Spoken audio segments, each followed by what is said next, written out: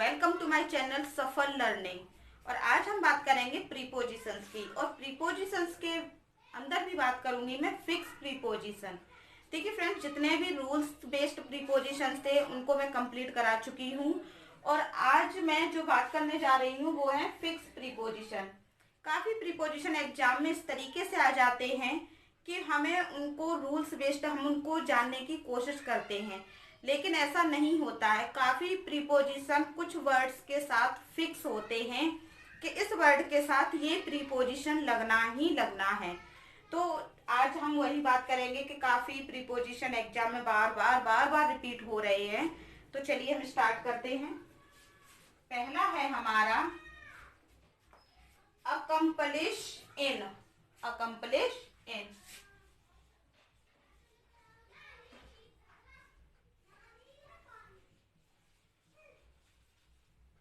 Accomplish वैसे तो होता है अकम्पलिश, इसका मीन होता है गुण संपन्न।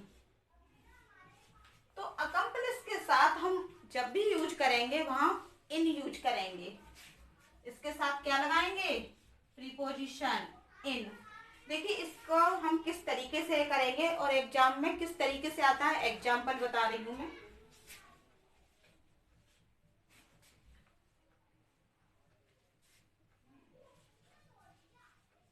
Mukesh is accomplished in art of painting।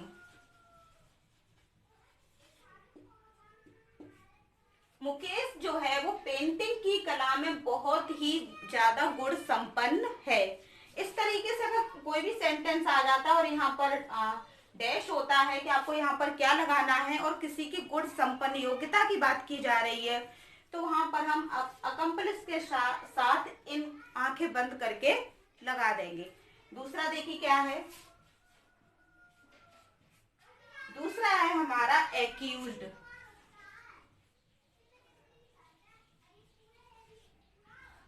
Accused का मीन होता है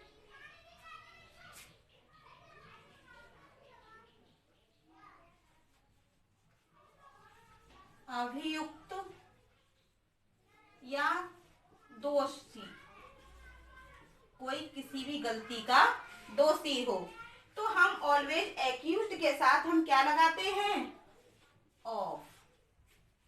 जब भी किसी के दोस्त की बात हो रही हो कि उसने ये गलती कर दी, उसने किसी का मर्डर कर दिया या कुछ और गलती कर दी, कोई ब्लंडर मिस्टेक कर दी, तो उसके लिए हम एक्यूज्ड के साथ क्या प्रीपोजिशन लगाएंगे? Of, O F. देखिए इसका एग्जाम्पल, इसको किस तरीके से यूज करते हैं।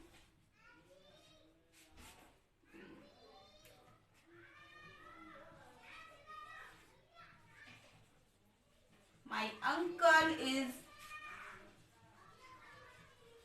accused of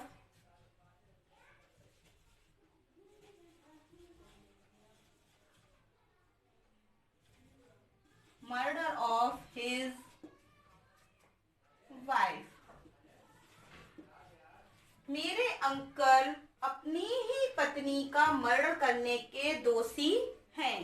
तो यहाँ पर इस तरीके से जब कोई सेंटेंस आता है और आपको पता, यहाँ पर सेंटेंस पढ़ने के बाद ये ऐसा महसूस हो रहा हो कि एक्यूज्ड वर्ड आया है और वहां पर कोई ब्लंडर मिस्टेक की बात हो रही है, तो वहां पर हम एक्यूज्ड ऑफ ही लगाएंगे। देखिए नेक्स्ट, नेक्स्ट है हमारा एफ्रेड। एफ्रेड मीन्स होता है भय।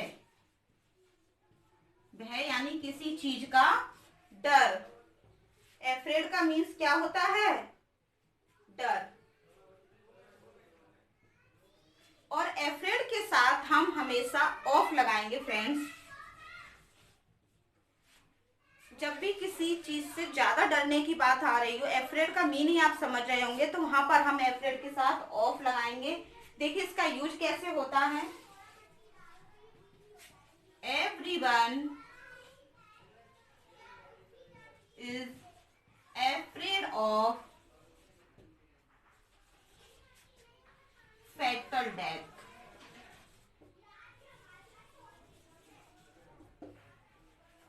हर कोई मृत्यु से डरता है। भयभीत मृत्यु, डरावनी मृत्यु। फैटल यानी मृत्यु तो डरावनी ही होती है। कोई नहीं चाहता कि मरना, चाहे वो सुखी रहे, और ज्यादा कोई दुखी रहता है तो बस वही कामना करता होगा मरने की। अदरवाइज कोई भी पर्सन ऐसा नहीं होता जिसे डेथ पसंद हो। तो यहाँ पर जब किसी चीज से डरने की बात आए वहां पर हम एफ्रेड लगाते हैं, और एफ्रेड अगर वर्ड आता है तो उसके साथ प्रीपोजिशन ऑफ लगेगा। नेक्स्ट देखिए, नेक्स्ट है हमारा एंग्री।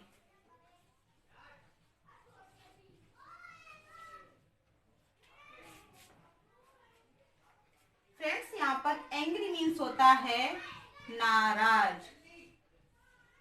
देखिए एंग्री जो वर्ड होता है वो 2-3 पोजीशन में यूज होता है। एंग्री मीन्स नाराज होना, किसी भी व्यक्ति से नाराज होना, और किसी व्यक्ति के व्यवहार से नाराज होना। जब कोई पर्सन हमारे ज्यादा क्लोज होता है, जैसे हमारा भाई है, बहन है, माँ है, तो हम उससे नाराज हो जाते हैं।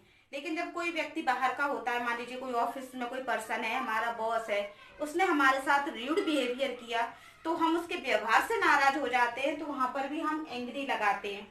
लेकिन इसके साथ जो प्रीपोजिशन यूज होता है वो अलग अलग यूज होता है। तो यहाँ पर देखिए एंग्री के साथ जब हम विद लगाएंगे, विद हम कब लगाएंगे, जब किसी भी व्यक्ति से नाराज होने की बात आ रही हो, यानी किसी अपने व्यक्ति से नाराज है। जैसे कि एग्जांपल देखिए, I am so angry with my mother. मैं अपनी माँ से बहुत ज्यादा नाराज हूँ। तो यहाँ पर हम क्या लगाएंगे, विद। मैं अपनी माँ से नाराज हूँ। अब हम किसी के व्यवहार से नाराज हैं, तो वहां पर हम क्या लगाएंगे, देखिए एंग्री ही होता है वो भी, लेकिन उसके साथ हम लगाते हैं एंग्री एट। क्या लगाएंगे हम, एंग्री एट। यहाँ देखिए विद और एट दोनों का अलग अलग यूज है। एट तब लगेगा जब हम व्यवहार से नाराज हैं, और विद तब लगेगा जब हम किसी पर्सन से ही नाराज हैं, उसके साथ रहते हुए हम उससे नाराज हैं। देखिए इसका example, this person is so angry at the behavior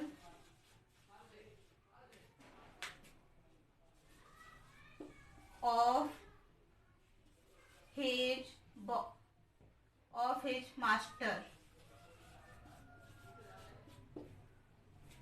यह पर्सन अपने मालिक के बिहेवियर से बहुत ज्यादा नाराज है। तो यहाँ पर जब हम किसी के व्यवहार से नाराज होने की बात आ रही हो, तो वहां पर हम लगाते हैं एंग्री एट, और जब हम किसी पर्सन से नाराज होते हैं तो वहां पर हम लगाते हैं एंग्री विद। फ्रेंड्स ये क्लियर हो गए होंगे। देखिए नेक्स्ट हम बात करते हैं एब्सेंट। एब्सेंट मीन्स होता है अनुपस्थित।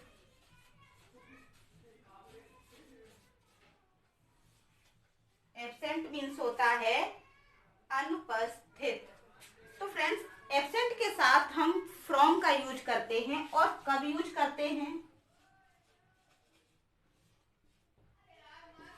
जब हम किसी जगह, मान लीजिए हम किसी भी जगह से अनुपस्थित हैं, कोई भी रूम है, कोई क्लासरूम है, या अपने घर है, कहीं से भी हम अनुपस्थित होते हैं, तो हम वहां पर हम एब्सेंट के साथ हम क्या लगाएंगे, फ्रॉम। एब्सेंट फ्रॉम, जैसे कि this student is absent from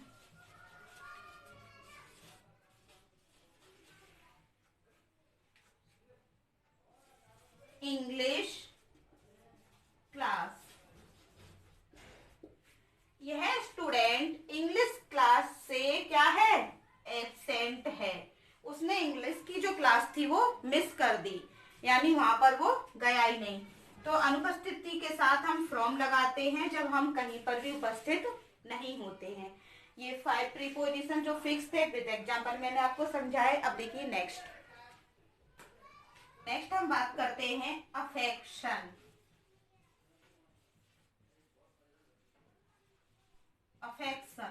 affection means होता है ममता या प्यार।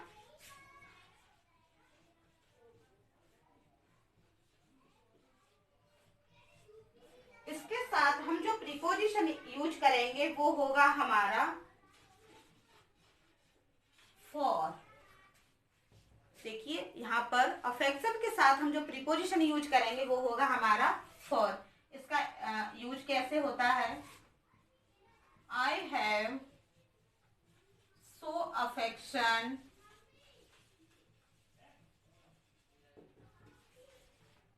For my mother. मैं अपनी माँ से बहुत ज्यादा प्यार करती हूँ। अगर ऑप्शन आ जाए, टू आ जाए, यहाँ पर 8 आ जाए, तो यहाँ पर 2, 8 या उसको छोड़कर आपको कुछ भी नहीं याद रखना है। बस अफेक्शन के साथ आपको क्या याद रखना है? फॉर। नेक्स्ट है हमारा, देखिए affectionate.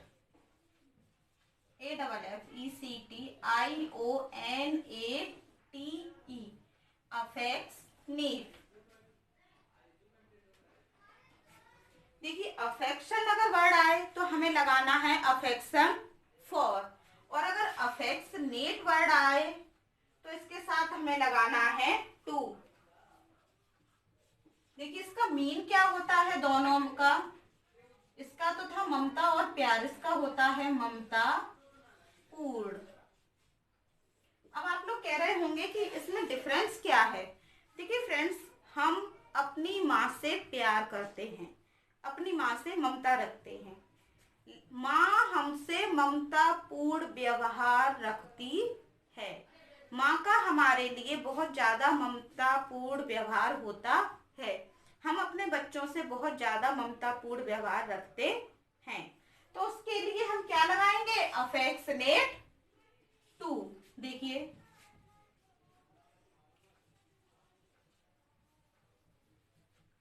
I am so affectionate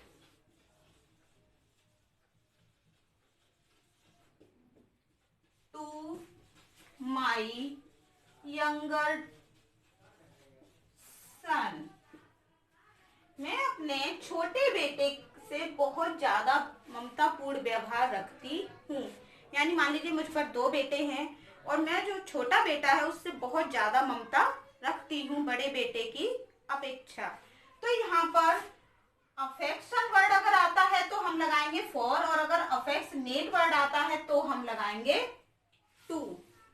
affection for, affectionate, T last में टी आ रहा है तो हम यहाँ पर अपना एक क्लू बना लेंगे।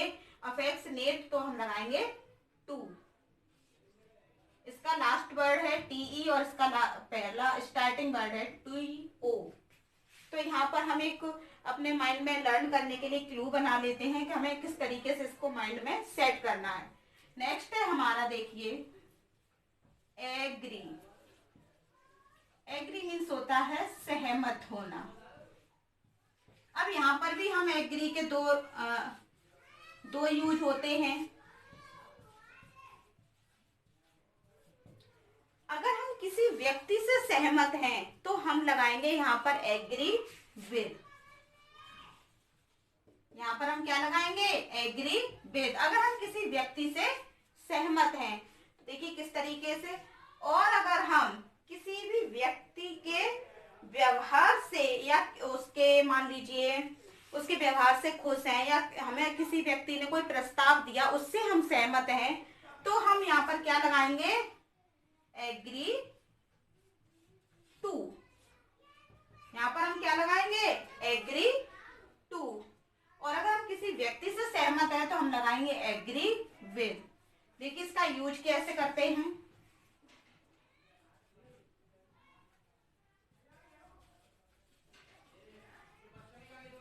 Radha is agree with this gentle person. Radha इस सज्जन व्यक्ति से क्या है, सज्जन व्यक्ति के साथ क्या है, सहमत है। यानी राधा का कोई व्यक्ति या दोस्त है या हस्बैंड है, उससे क्या है, वो सहमत है, उसकी बात से, उसके साथ रह रही है, वो उससे सहमत है। अब देखिए, अगर हम किसी का प्रपोजल है, मान लीजिए किसी ने हमें कोई प्रपोजल रखा, मान लीजिए किसी शादी का ही प्रपोजल रखता है कोई, या जॉब का प्रपोजल रखता है, और हम उससे सहमत हैं, तो उसके लिए हम लगाएंगे एग्री टू। किस तरीके से, देखिए,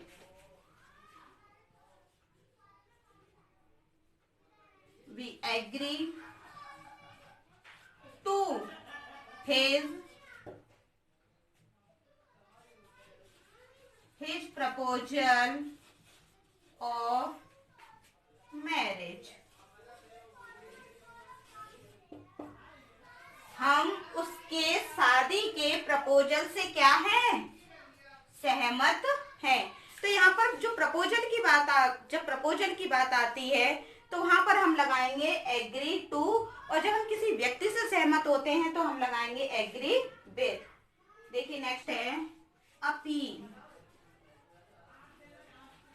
अपील मीन्स होता है अनुरोध करना, और इसके साथ जो हम प्रीपोजिशन लगाएंगे वो हम लगाएंगे टू। देखिए, अपील के साथ हम जो प्रीपोजिशन यूज कर रहे हैं वो टू यूज कर रहे हैं, और इसका यूज किस तरीके से होता है, देखिए,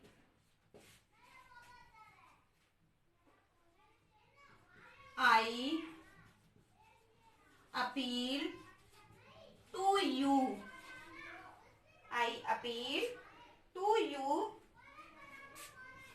फॉर हेल्प। मैंने हेल्प के लिए तुमसे अपील की। तो यहाँ पर हम अपील के साथ हम क्या लगाते हैं, टू लगा रहे हैं। तो जब हम अनुरोध करते हैं किसी भी पर्सन से, तो उसके लिए हम क्या लगाएंगे, अपील टू। देखिए फ्रेंड्स, नेक्स्ट है हमारा अटेंड। अटेंड के फ्रेंड्स 3 यूज होते हैं, लेकिन इसके साथ जैसे जैसे प्रीपोजिशन अलग अलग लगते हैं, वैसे वैसे इनका मीन भी बदलता जाता है। तो देखिए फ्रेंड्स, जब अटेंड का मीन हो यहाँ पर उपस्थित होना, उपस्थित होना, तो हम कौन सा प्रीपोजिशन लगाएंगे, अटेंड एट। जब हम बात करें कहीं पर भी उपस्थित होने की, तो हम वहां पर लगाएंगे अटेंड के साथ एट। और हम जब बात करें फ्रेंड्स परिचर्चा करना, अटेंड का मीन्स परिचर्चा भी होता है, परिचर्चा करना, परिचर्चा यानी किसी भी बात पर डिस्कशन करना। तो फ्रेंड्स हम वहां पर लगाएंगे अटेंड ऑन। देखिए नेक्स्ट इसका मीन क्या होता है फ्रेंड्स, अटेंड का मीन होता है साथ साथ आना। तो हम यहाँ पर अटेंड के साथ लगाएंगे विद। देखिए तीनों के साथ जब प्रीपोजिशन चेंज हुए तो तीनों का मीन भी आपस में बदल गया। अब देखिए, जब एग्जामिनर आपसे पूछता है तो आपको किस तरीके से समझना है कि यहाँ पर एट लगेगा, ऑन लगेगा या विद लगेगा। तो देखिए example,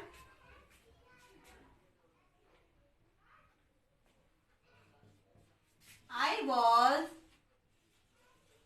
attend at the railway station।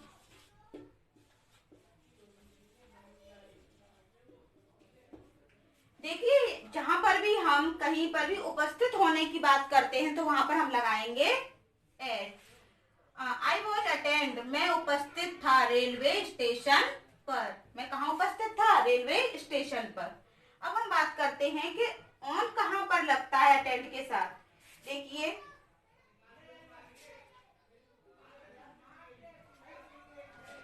हाँ, he attended on the sick people of their problems. उसने बीमार लोगों की प्रॉब्लम, जिससे वो बीमार थे, बीमार लोगों की प्रॉब्लम के बारे में क्या की, पर चर्चा, यानी चर्चा की, उनसे बातचीत की कि आखिर उनको क्या क्या बीमारी है और किस तरीके से उन्हें बीमारी हुई है। देखिए नेक्स्ट है फ्रेंड्स, अटेंड विद। अटेंड के साथ हम विद कब लगाते हैं? इसका मीन होता है साथ साथ आना।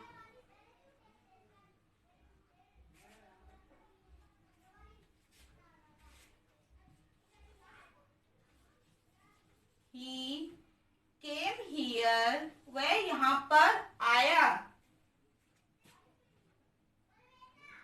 अटेंड विद द हीरोइन या हीरो, वो हीरो के साथ साथ यहाँ पर आया। तो यहाँ पर हमने क्या लगाया? अटेंड के साथ अटेंड विद। तो देखिए फ्रेंड्स, यहाँ पर तीनों का यूज अलग अलग था। अटेंड के साथ हम एट कब लगाते हैं, अटेंड के साथ हम ऑन कब लगाते हैं, और अटेंड के साथ हम विद कब लगाते हैं। नेक्स्ट है हमारा 9 कंप्लीट हो चुके हैं। 10 है हमारा एम्बिशन।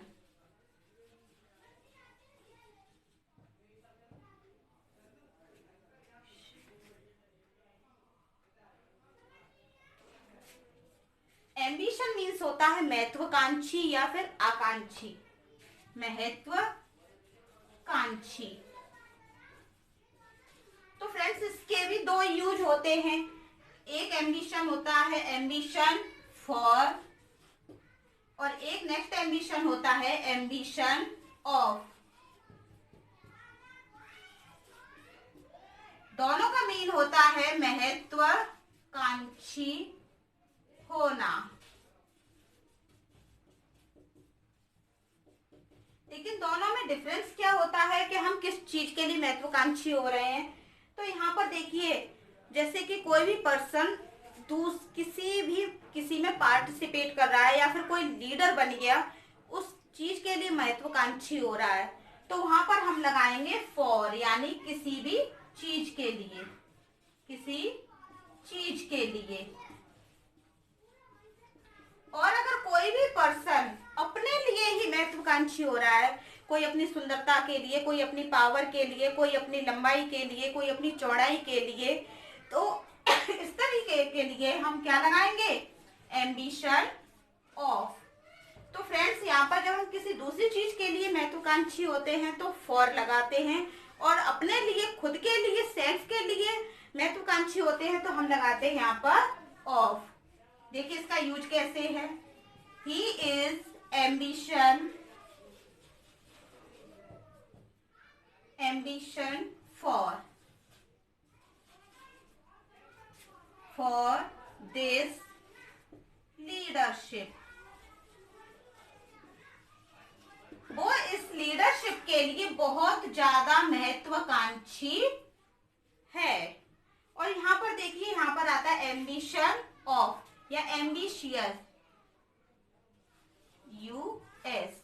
एम्बिशियस, यहाँ पर तो हम क्या लगाएंगे? Ambitious of. देखिए जैसे कि शी इज सो एम्बिशियस,